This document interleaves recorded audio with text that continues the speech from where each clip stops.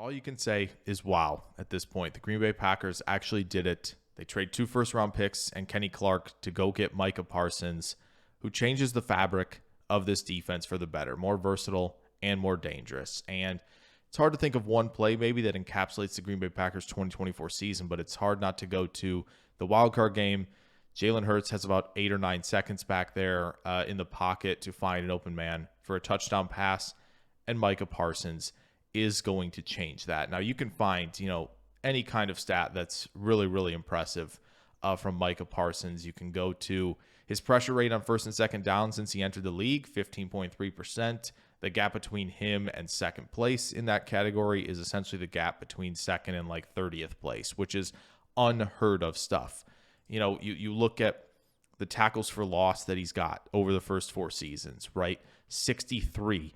And then it has at least 12 sacks in his first 4 seasons. The only other player to do that, Reggie White, right? And 151 run stops, 9 forced fumbles in 4 seasons. Maybe not the best run defender, but can still contribute in many ways. And then you have that postseason narrative that he hasn't done a lot in the postseason.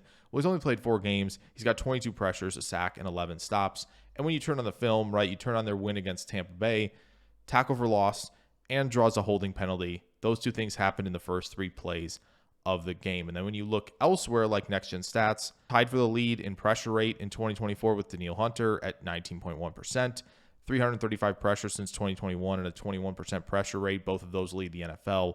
And then Brendan Thorne does some great stuff on his Substack where looks at true sack rate and true pressure rate. Parsons was 5th in true sack rate, which kind of measures high quality sacks versus coverage sacks and all of that.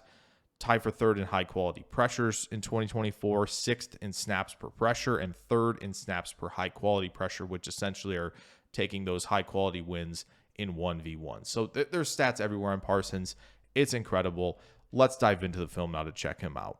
All right, guys, here we go into the film room taking a look at Micah Parsons. And, yeah, the run game, I think, is a mixed bag, right? I think there are times where you'll see him here kind of get pushed off the ball and he's unable to make a play. That certainly can happen. Get absorbed by bigger guys like guards, bigger tackles, right? That can kind of move him off the ball more and where he struggles to anchor when he doesn't play with exceptional leverage. And then again, he is going to try to attack gaps and they want him to do so, right? That's been a thing in Dallas. And sometimes he doesn't get there in time and that can lead to big plays if you don't have somebody kind of replacing where you're blocking. But he is a competitor out there, right? He's not going to completely sell against the run either. He is somebody who is willing to compete here against the Jets, right? A good idea of, a little hands to the face. But again, you're doing enough to, displace this block into the backfield where it kind of muddies up the read for Dalvin Cook there. And, he's got other teammates who are going to help him out. Here, combo block against the Lions with Skipper and Sewell.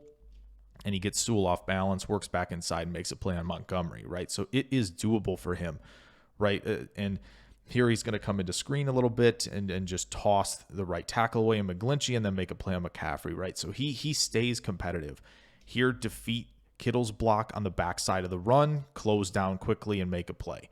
So it's doable for him. It truly is. Here, work down the line, defeat the pulling tight end and get in the mix to make a play on Joe Mixon, right? So again, it's doable, defeat some pullers. Once again, being disruptive any way possible to muck up this read for the running back and let your teammates rally to the football, though Parsons does there as well. So, and then here against Titus Howard, actually good work staying, maybe displacing a little bit backwards to kind of force Mixon back to where you have help. So I do like that one from Parsons there as well. And then here, right, good shock back, and then keeps that left arm free to make a play on Derrick Henry. So he certainly can do it.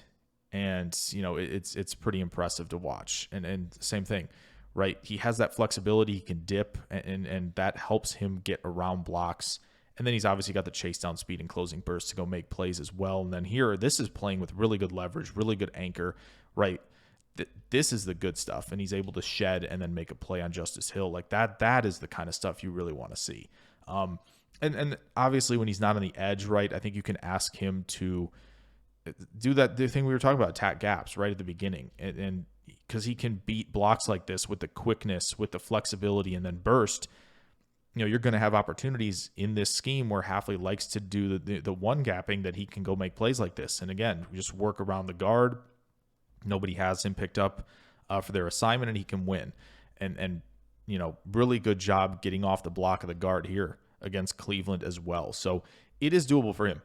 You can give Parsons matchups and work within the scheme to help your run defense. Now, as a pass rusher, we know he's all world. And where does it start? It starts with that dipping and winning around the edge with the ankle flexion and all that flexibility, burst, and speed that he can take on this curvilinear track around the arc to, create pressure and make quarterbacks uncomfortable, have to step up, right? And he rips through really well to clear some contact, and that allows him to get around the edge, flatten that angle once he gets to the top, and again, force QBs to make plays out of the pocket. Burrow does there, but it's never a guarantee. And again, a good swat of the hands, and that gives him a flatter angle and path to the QB. But he can just loop around.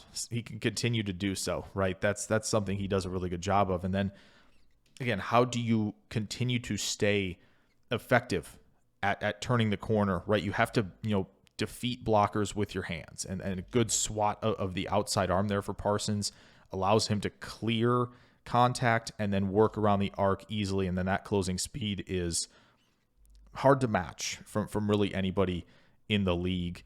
And the same thing here, right? Strike first, swipe through, rip, and then force the QB to step up in the pocket. Like, it is really impressive to watch him work, and he can throw, these jab steps in there too. And it doesn't really affect his speed all that much, right? Is he still able to turn the corner, right? Swipe, rip, and pressure the QB. So like when you can throw jab steps in that don't affect your speed, you don't decelerate very much, but it forces, linemen to jump back inside, which is exactly what happens here against Detroit, right? Like you can do stuff like this, right? Jab step inside. What does that do? Tackle tries to jump back inside. Now he's reaching as you turn back outside, swipe through, and pressure the quarterback, right? And force, an inaccurate throw. Again, jab step, two-hand swipe, bend, rip through, and stay relentless to go sack the quarterback. Like that is, it's so good from him. And then you got the inside move, something he can work off of with speed, right? This is something you when you have the speed and acceleration and flexibility Parsons has, right? We talked about already, win with the hands to work around the arc, but then you have to have this move, I think, in the bag as well, right? Inside move, clear that contact. Look at the flexibility and change of direction skills as he gets to the top of this rush, right, on the inside move to turn, change direction, and go chase down Zach Wilson. Super impressive. Here again, just a quick jab step, rip through that contact, right? He's doing a great job of clearing the path for himself and forcing a quick throw from Baker, right? That's the goal. Quick pressures, force the QB to make quick decisions. Now, this was a completion deep down the field to Evans. Really well done by Baker. But again, is that going to happen every time? No.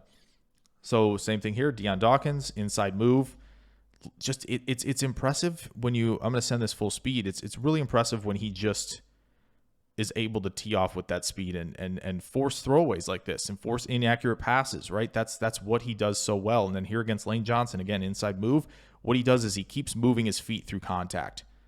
And that makes that throw just that much harder for Jalen Hurts. Here, inside move, wicked club swipe at the top there to clear contact, and then it's an easy sack for him, right? We'll go back one more time just because, again, you can see how violent this move is. Really impressive. And that contact balance on top of it, right? He's flexible, right? He's got all the speed and burst and all of that works so well. And then when you can play through contact like Parsons can, it makes it that much better. Here, again, just a wicked club move. And this is just not a position you want to be in as a right tackle. Is now he's kind of unabated to the QB to potentially go, create pressure, sack, whatever it may be, right? And then, a little explosion to power, right? He has all this explosion. This first step is really, really good if you've noticed that, right? And then when you can play with this kind of leverage, get underneath the shoulder pads and then drive tackles into the QB, that's also impressive. Again, against Lane, right? Use that explosion. Use this leverage to drive him back and make a play. Like that is one of the better reps, right? Against an all-world Hall of Fame right tackle. Same thing here when you can play with leverage, when you can, use that explosion to your advantage and drive tackles back, it's very, very, very helpful for you. And then here against Mailata, right, doesn't have the best arm length, to do a lot of these moves, but again, gets to that long arm and then just kind of uproots him, right? Because he's playing low with good leverage and he's maintaining that explosion when doing so. It makes it really easy for him. And then some counters. Let's throw a little inside spin move against Tristan Wirfs, late in the playoff game against Tampa Bay, right? And then here, my goodness, what's there to say? Kind of throws that little jab out there early, which, I know it's hard to see because NFL Pro is weird now, but see how he throws that quick? And then come back over. It looks like Reggie White. Boom, sit down. That is insane. Here we go back to back against San Francisco where he tries it the first time, right? He's looking to make that move like Reggie White. And, I mean, look at him uproot because he plays with such good leverage, right? He's uprooting him. This is horrendous position to be in for a tackle. Just doesn't get him on the ground. But here, inside move on the chip. And then, boom, there it is. That looks like Reggie White. And he gets a hand on the football on top of it. Just absurd play from him. And then, if you can get a quick strike, if tackles are going to leave their chest open for a strike like this, you can do it. He shocks him back. Obviously, he trips over his own lineman, but already Parsons was in a great spot to just bulldoze him. And I think that was, it's impressive work. Here it's on a running play, right? When you're a defensive end, your first instinct when you're in a position like this under center is play the run first, but he can shed that block really quickly, right? Change direction and force Lamar Jackson to scramble. Really, really good stuff. And then we talked about, getting hand on the football. He does that really nicely on a number of occasions, right? He's instinctive. He gets his eyes on the QB and he's understanding, okay, QB's trying to get rid of it. I can get my hand on the football.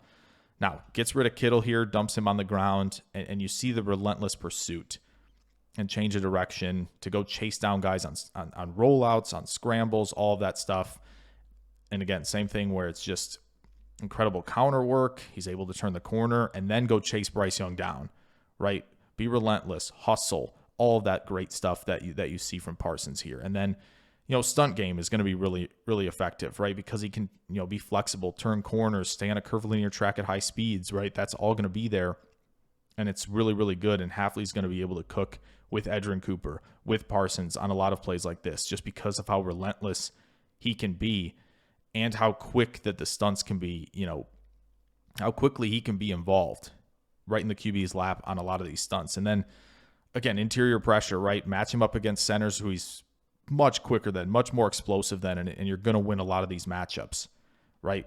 Wicked club, rip through, flexible on the turn. It's all there, right? Wicked inside move here. And then, again, just changing direction. Look at him. Look at how flexible he can be to kind of make this turn to get in Stafford's lap as he's stepping up. It's really, really insane to think about. Again, club, rip through contact, get a hand on Josh Allen, force him to scramble. Inside move on the right guard, disgusting. How good that is in Hurts's lap in an instant. Luckily, he was able to get rid of it, right? Otherwise, it was going to be just another impressive play. And here against Linderbaum, same thing, right? Get these guys to set quickly, and that inside move with the club is just too devastating. And it's just really, really impressive. And there were a lot of wins we could have put in here against the guards where it looked a lot like that rep against the Eagles, where it's just a wicked inside move, and it, he does a tremendous job. And then some of the scheme stuff that you can do. This is first down, by the way, against the Chargers, where you get him to cross the face of the center, attack a gap, and you have a linebacker, right? In sometimes Dallas's case, it's basically a safety in terms of size, but you have them fill that other gap, right? So you can do stuff like this on early downs to help your run game out, right? Now you're blitzing Parsons from the linebacker position further off the ball where he can, split the guard in the center, stay relentless in his rush and create the sack there. And then here, a stunt from where he's kind of almost aligned as a Mike mugging the front here, but you work a stunt as he kind of works over the center and loops around the guard. Like, that is stuff you can do. Here, I love this from under center, right? You got 5 on the line of scrimmage. Some of them are not coming, but Parsons is. And nobody's there to pick him up. Contact balance through the pass pro attempt from Fournette and forces a quick throw from Brady there. And obviously, you can walk him up to the line of scrimmage and drop him into zones, right? He can probably be fine dropping into hook zones, right? Taking on a tight end, right? He's not the greatest in coverage, but he has all that speed, right? And he can make plays on the football. So all of that to say that Micah Parsons is incredible, right? Pass rush, winning from any alignment that you want him to, being effective on stunts, the power is there, the speed, the flexibility, the change of direction, all of that is so impressive. And that's why he's going to make the Packers versatile and also dangerous on defense. So if you guys enjoyed this one of Micah Parsons, if you did, throw a like down there, subscribe if you're new. Plenty more content on the way as the season gets underway. Hope you guys stay tuned for all that. I will catch you guys in the next video. Farewell.